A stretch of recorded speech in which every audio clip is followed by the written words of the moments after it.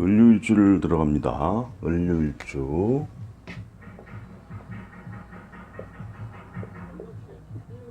을류라는 것이 도화의 기운 또는 뭐 이게 앙금살이라는 살이 있어요. 그래서 어떤 그 바위에 있는 풀 같은 모양이죠. 물상적으로. 그래서 굉장히 연약한 어떤 그 위태롭게 앉아 있는 바위에 있는 그 풀같이 이렇게 생각하면 되겠죠. 그래서 기본적으로 유에 을이 있다는 것은 그 자체로 매우 약하다. 이것을 신체 장부적으로 보면 간, 담 이런 데 좀 안 좋을 수 있는 요인을 기본적으로 가지고 있다. 거기에 도화성이 있다. 기본적으로 그렇게 알면 되겠고, 그 다음에 공망이 오미가 공망이 된다. 여기서 식신이면서 문창이 되는 오가 공망된다는 거는 좀 살아가면서 어떤 불편함을 내포하고 있다, 이렇게 보면 되겠죠. 다음에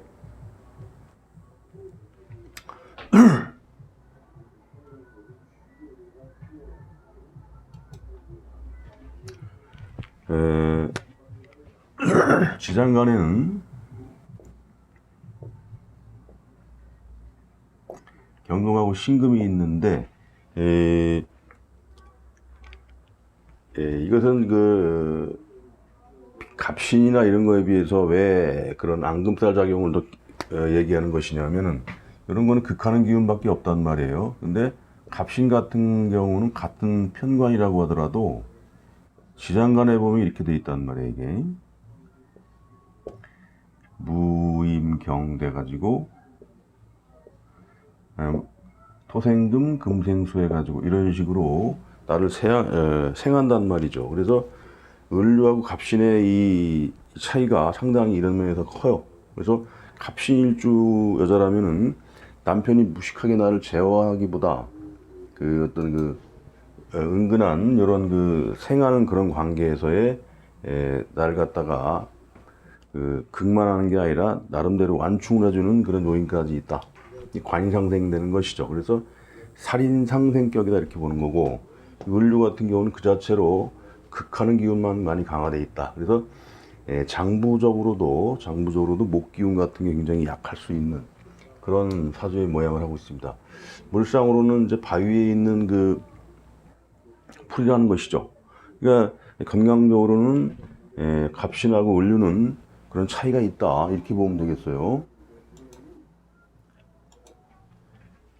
그래서 이러한 특징적인 부분, 그다음에 육신적으로 편관이 되겠죠.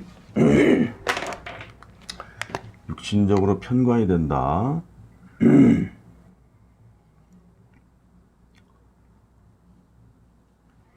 편관이 되고, 그다음에 12운성으로는 절지가 되죠. 절지. 그래서 내가 절제에 있다는 것은 내가 수그릴 줄도 안다, 그런 기운도 될 수가 있어요. 절처봉생 뭐 그런 의미도 있죠. 그래서 기본적으로 이런 편관이라고 하는 것은 지도자격, 남들 앞에서 수그릴 줄 안다, 그런 기운이 있음으로 해서 처신하는 데는 매우 매너가 있다. 또는 또는 너무 극하니까 순간적으로 갑자기 성질을 팍 내거나 하는 그런 그 돌변할 수 있는 그런 기운도 있죠. 편관은 원래 그런 것이니까. 갑신에 비해서는 이제 그 여유가, 마음의 여유가 없다, 뭐 그렇게도 볼 수가 있어요. 관상생이 안 되기 때문에 그런 그 종합적인 그 성격, 이런 것들이 상존하여 있다. 을의 기본적인 특징은 봄에, 늦봄에 해당하는 기운, 그 다음에 유는 가을에 해당하는 기운이다. 그래서 을은 명랑함이요 봄에 발산하는 기운인데, 그러한 것이 이 가을 한 가을이 되겠죠. 한 가을에 결실하는 그 계절과 조화를 맞추고 있으니 춘추가 합의되어 있는 모양이다. 고로 춘추의 합이 있으므로 명랑 발전과 수렴 결실을 중요하는 그런 기운이 조화를 가지고 있다. 그래서 결실을 중시하는 그런 기운이고, 일지편관이라는 것은 절제력을 의미해서 여러 사람을 내가 아우를 수 있는 지도자, 만인의 지도자의 성품이 있다. 그래서 되도록이면 이런 그 관의 기운을 살려서 조직, 직장길에서 본인의 어떤 그 사회적인 그 스펙을 만들어 간다면 어느 정도 실력을 이룰 수 있는 그러한 기운이 되겠다. 그리고 12운성으로 절지가 되므로 내면적으로는 기가 부드럽고 인내심이 있다. 이렇게 볼 수가 있죠.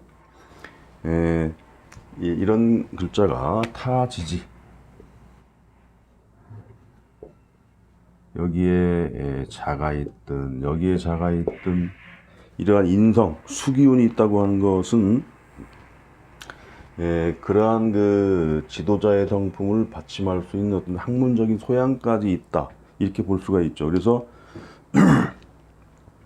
뭐 교육직, 교도, 특수 조직 같은 거 있단 말이에요. 경찰 뭐 이런 거, 교도, 검찰 이런 쪽. 그래서 그런 쪽에 인연하여서 이제 사회 지도자격으로 성장할 수 있는 그릇이고, 그런 공직 쪽으로. 그 다음에 편제가 있다.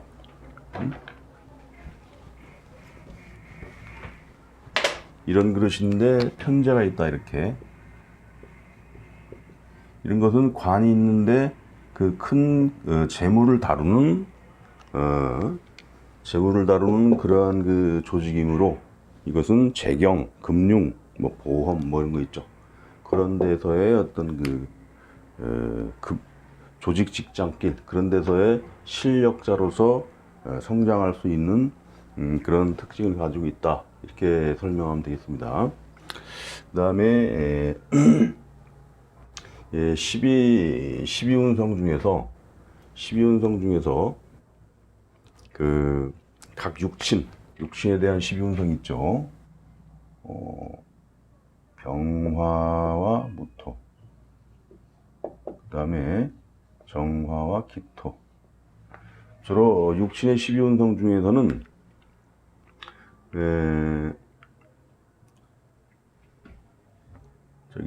재성, 관성, 식상, 그 다음에 이제 모친을 의미하는 인성, 이런 걸 쭉 보면 되겠어요.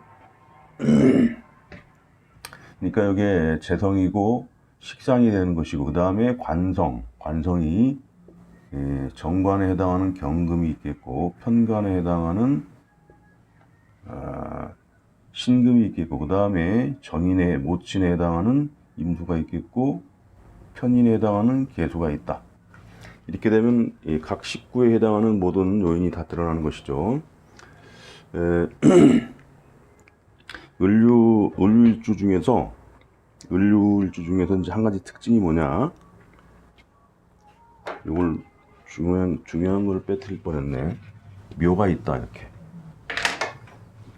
유가 있든가 아니면 묘가 있다.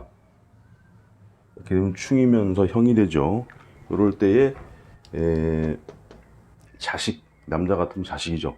자식 같은 걸 갖기가 매우 힘든 모양을 하고 있는 게 이런 거예요. 특히 묘월에 을류, 유가 2개 있으면은 그 자체로 너무 그런 기운이 강해서 뭐 힘들 수 있는 요인이 있는데, 여기서 강한 것은 무모증이면서 묘가 와서 충을 할 때, 이때는 자식운이 매우 약합니다.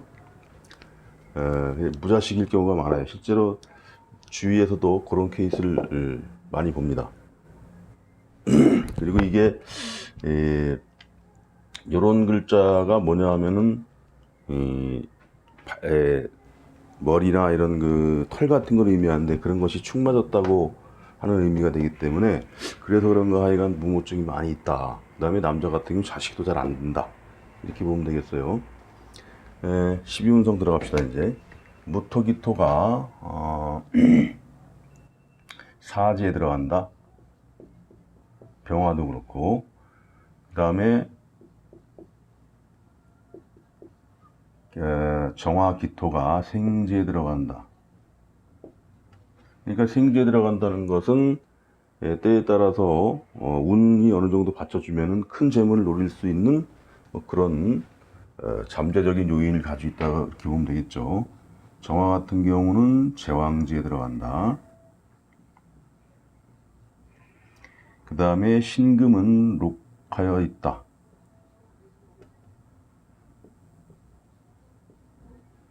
임수는 욕지에 있다. 그 다음에 계수는 병지에 있다. 이렇게 정리하면 되겠어요. 남녀공이 부친 모친이 이제 해당하겠죠. 부친 모친의 경우는 일단은 모친의 경우는 욕하여 있고 임수가 욕하고 계수가 병한다는 것은 어떤 그 모친은 모친인데 좀 나랑 동거를 한다면은 좀 철없는 모친 이렇게 되겠죠. 내가 부지런히 돈 벌어다가 모친을 주니 모친이 그냥 뭐 여기저기 인기 관리하면서 돈이나 쓰고 다니는 그런 모친, 그런 모친의 기운이 되겠죠.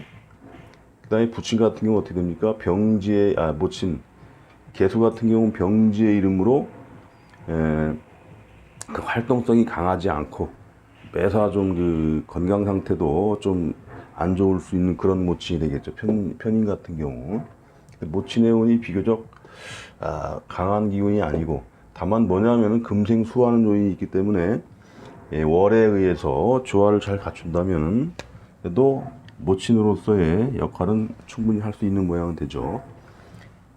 자수 같은 경우는 이제 이렇게 자유파 같은 건 있어서 좀 그 역할이 좀 약할 수 있는데 귀라는 요인을 가져오는 것이고, 임계수 같은 경우는 천간에 있을 때 임계수를 의미하는 거고, 지지로 그 다음에 올 수 있는 게 이렇게 해수가 오면 사유축 해묘미로 돼서 뭔가 충돌나는 양상이죠, 이것도. 그래서 안방에서의 조화도, 안방에서의 모친의 조화도는 바람직한 모양이 아니다. 이거는 오히려 자수가 괜찮다고 할 수가 있고, 그 다음에 이제 진 같은 거, 진 같은 경우는 진유합으로 해서 나름 유정한 모양을 하고 있죠. 그 다음에 축 같은 경우도 어떻게 되냐면 합으로서 유정한 모양을 하고 있다. 축중계수, 진중의 계수 이렇게. 그 외에 어떤 글자가 투관했느냐 이런 걸 봐서 모친의 어떤 그 유정한가 아닌가 이렇게 보면 되겠고, 기본적으로 임수가 욕하고 계수가 병한다는 것은 모친의 기운이 그다지 도움이 되는 것이 아니다. 천간에 있는. 이렇게 정리하면 되겠고, 부친 같은 경우는 기토가 생하고 있죠. 그래서 토생 금하는 관계로 부친의 어떤 기운은 강하다. 그래서 어떤 글자가 관여하느냐에 따라서 부친과 모친과의 어떤 그 관계 이런 것은 긍정적인 면이 있을 수가 있겠죠.